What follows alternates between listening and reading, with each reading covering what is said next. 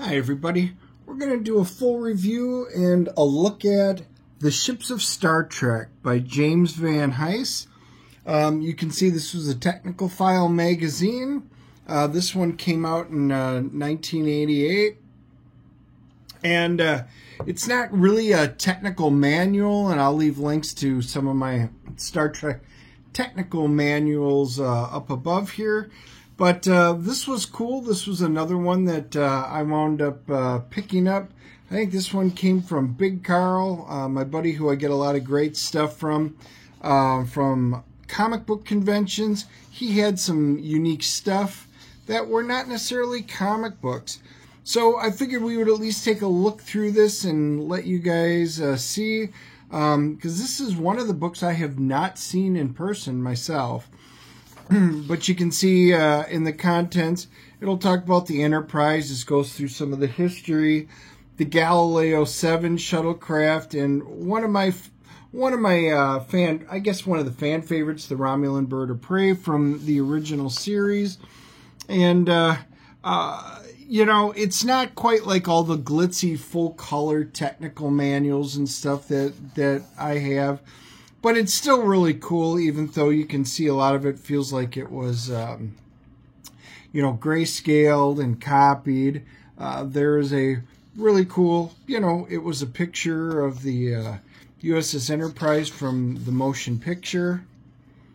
And there's your introduction, and it kind of goes through the history of the Enterprise from the original series and all the way through, you know, the launch of the motion picture, which is, well, my first favorite ship, my second favorite ship. And don't get me wrong, there's a lot of cool ones out there, but those are hands down my favorite. Gene Roddenberry, this one goes through the description and the history of his vision for the Enterprise.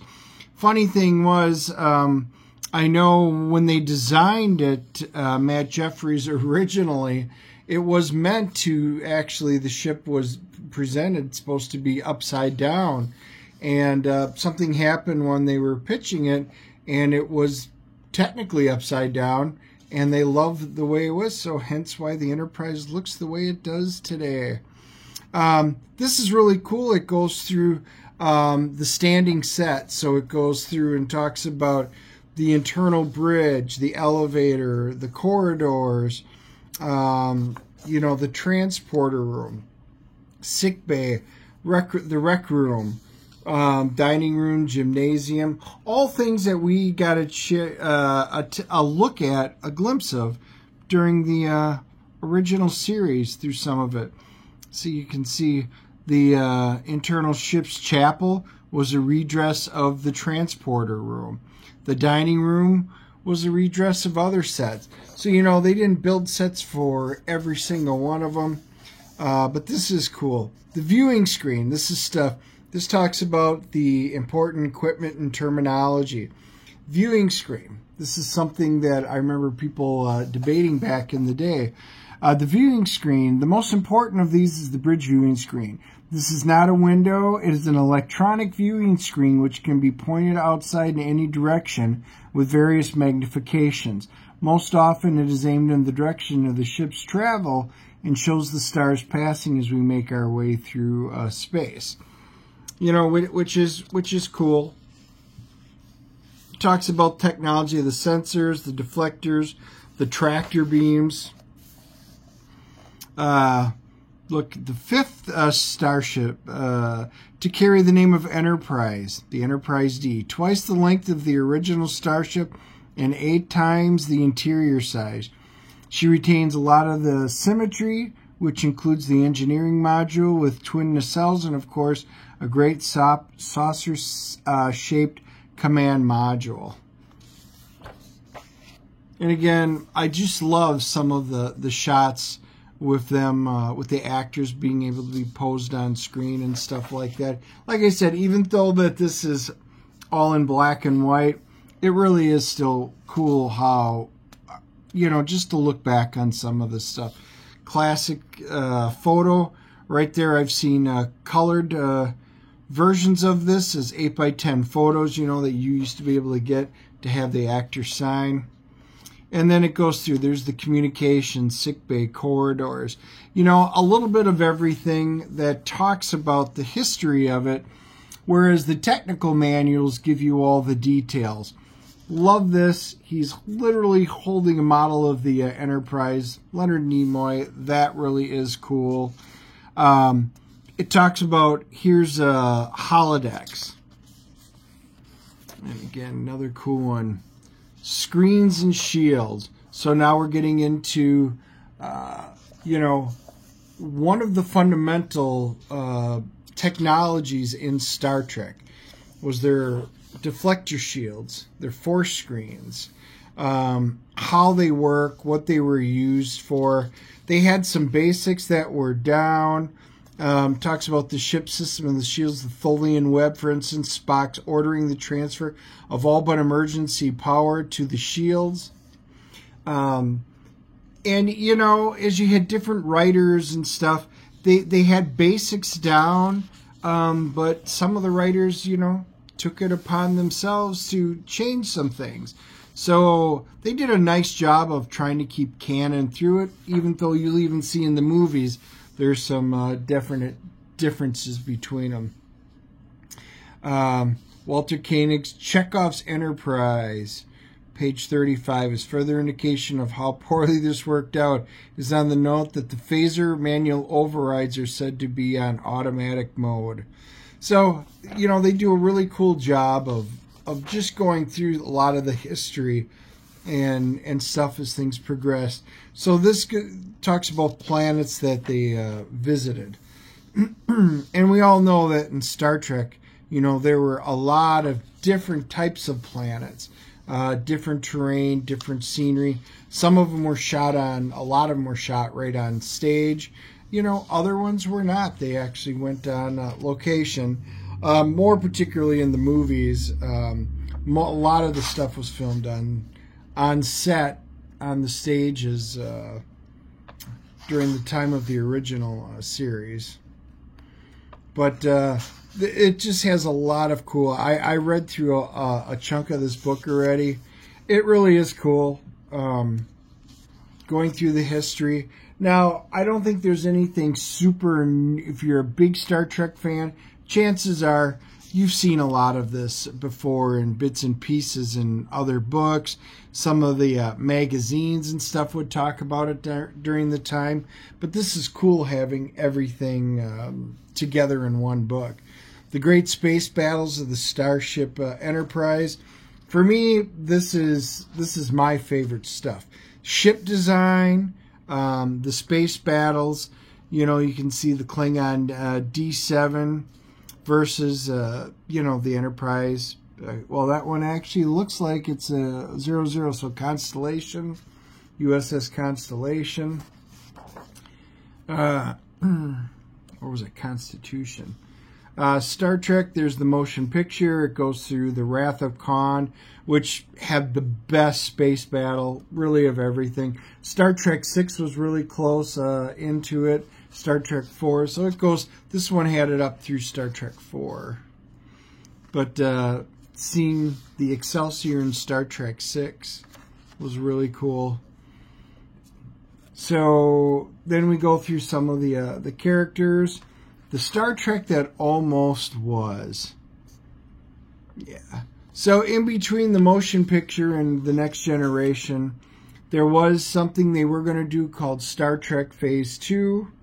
And I actually have one of the models, which, you know, maybe if I can pull it up, I'll leave the link in there. It was an Eaglemoss one of what the Enterprise would have looked in the new series. It was kind of a mixture between the Enterprise TOS and the Enterprise refit model. It was pretty cool. Then here is the construction. So the Galileo 7, they actually built, and it goes into the history of it, of the actual Galileo 7, which was cool. They wound up using this ship, and the show episode called the Galileo 7 was really a great show. Mr. Spock in command of that fateful mission. But they actually built it. This is just cool being able to see it. There it is. The Galileo 7 aired January 5th, 1967. And they built a full-size model in order to facilitate it, which was really cool being able to see a life-size one. The interior, you can see what the shuttlecraft looks like in the actual hangar deck. The turnable elevator. And when Tomy released their TOS Enterprise, the die-cast one, they included all three models of the shuttlecraft that were either shown on screen or mentioned in the TOS history on the show. Life After Star Trek. So this is cool. This talks about what happened, who owned the Galileo 7 after, the TV show, how it wound up sticking around, and it was literally put in storage. And this gentleman, Carlos Rivera, refurbished the Enterprise, and he wanted to do the restoration all himself.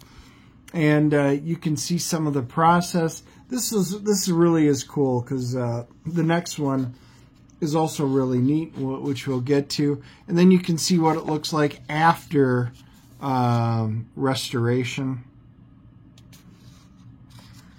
Again, really cool. Love the fact that they took the time and spent the money and restored it to the way it was on the show as it looks today. Owner wants the spacecraft to land at the museum.